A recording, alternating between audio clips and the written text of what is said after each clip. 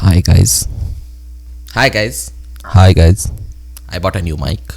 I don't know how it sounds. Maybe it should sound good, but it just broke my bank. If it doesn't work, then I will cry. Hi guys, this is Amin Rahman from the University of Texas at Dallas, and today we're going to talk about gap years, what it is, when it doesn't matter, when it does, and what you can do about it. Let's get right into it. When are you supposed to apply to university? The answer depends heavily based on your geographic location. If you're in the Indian subcontinent, from Bangladesh or India, you are likely to apply to local universities after you finish your grade 12 exam. You sit for an entrance examination and then you get into university and then you start your classes. However, in Western countries, they expect you to apply while you are still studying in grade 12. If you don't, then you will accrue gap years. Now, what are gap years?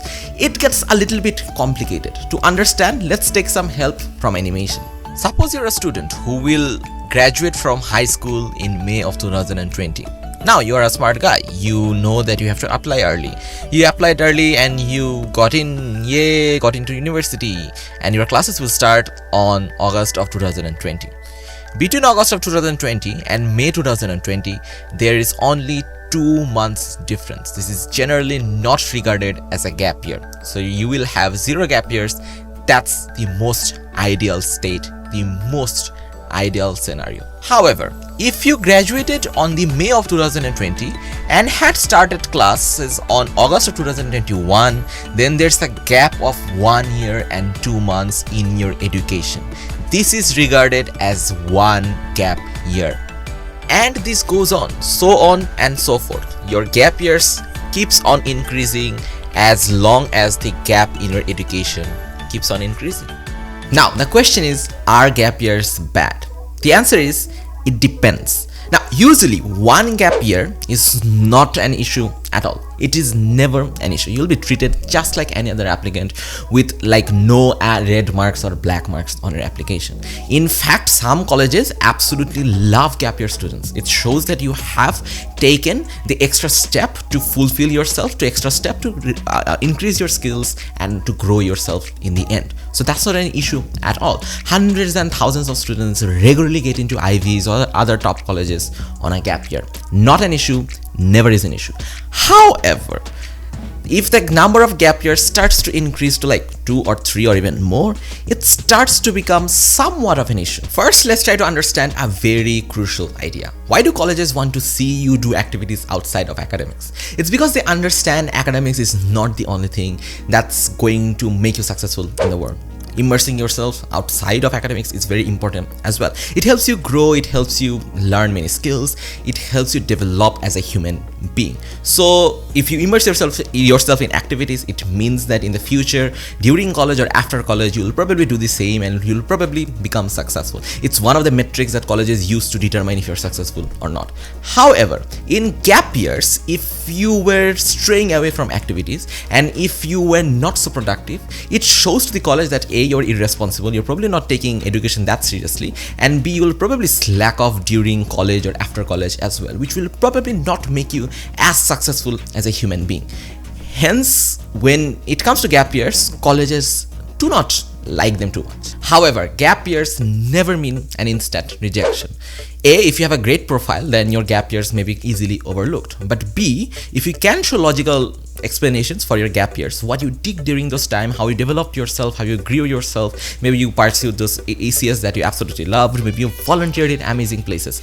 If you can show that you were productive in your gap years, then all the other slacking off and bad marks that I just talked about a while ago just becomes not too relevant. But how do you showcase that? How do you do that?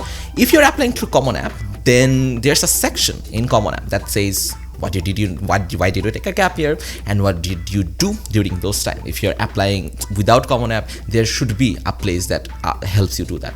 Treat this essay just like any other essay. Make it beautiful, make it story-like, and make it in such a way that you can showcase a part of yourself and the admission officer falls in love with you immediately, just like any other essay should be. So this essay is going to help you insert some love into the admission officer's heart, which should help you get in and make the gap year somewhat irrelevant. So write these essays. However, it's also important to note that it's not the relevance of gap years differs depending on where you apply. In the US, it's considered a fairly big thing as compared to other countries such as say Canada, where gap years are not big of an issue. In the US or in other countries, if the colleges are too competitive to get in, then gap years also become a larger issue as compared to non-competitive schools where your grades may be enough to get you in and your gap years will be overlooked. So the moral of the story is, if the admission is very competitive, then gap years start to become a larger issue. Okay, enough admission jargon, enough nuances about admissions. Just let me give some advice about gap years. Now let's assume you are in grade 12 and you're considering taking a gap year.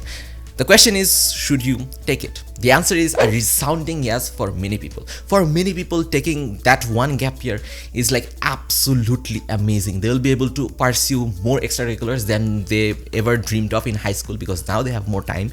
Maybe they would have just take a breather and prepare themselves for the world, and like read books, sing some songs, travel, watch those movies that you wanted to watch for a long time, maybe earn some money, take some family responsibilities, just take a breather before you go into university and like face the world, because after university comes job, and like after job you die. Yeah. Anyway, the point is, gap years are a huge blessing for a lot of people. If you are talking about university admissions, then like you can make your profile much better, because A, you will have like better activities, or B, you will understand more about essays, and at the end of the day you will be able to pick and choose much better colleges to apply to. So gap years will not only help you in application, let's forget that for a moment, but will help you at itself grow as a person, learn more skills, and when you like attend college in the end, then you will be much better than your peers. So yes, gap years have a societal stigma to it, that oh my god, you are 1 year behind, which is like true. The only huge drawback I can see is that you will be at least 1 year behind your peers and will graduate late. But when you do graduate 1 year later than them, you will probably be at a much better place than them, because you are spiritually better, you have much better skills, and you were prepared to conquer university, and you probably would conquer university much better than them. So gap years are a resoundingly amazing choice for many people. Do consider it. Just let's take a real life example in the form of me. If I did take a gap year, which I didn't, I considered it, but I decided against it. If I did take a gap year, then like if I talk about this channel, then I probably would have been able to grow it much more and help a larger amount of people than I currently I am able to, because I am like inundated with assignments and exams and all, which does not allow me to focus too much time on this channel. If I did take a gap year, then I probably would have been able to make up like a playlist or a base of videos that would have helped hundreds and thousands of people. So that's one loss. But second, I probably would have been able to read much more books, develop better skills such as, I don't know, learn programming, learn Arduino, learn stuff that would have helped me say video editing or everywhere else. And thirdly, let me take a breather. I have been through education, and for 1 year would have been let me take a breather. Maybe I would have played games, climbed ranked in Dota 2, and like in the end helped me prepare for the gruesome stuff that is known as university and then career, and then you die. Anyway, so basically I decided against it, but it had its like hundreds of benefits, like uncountable benefits, but I decided against it because I thought that jumping into it would be the best decision for me. So it depends on you. So if you do want to take a gap year, definitely take it. Okay, one last piece of advice. If you do intend to take a gap year, then please, for the love of God, have a backup.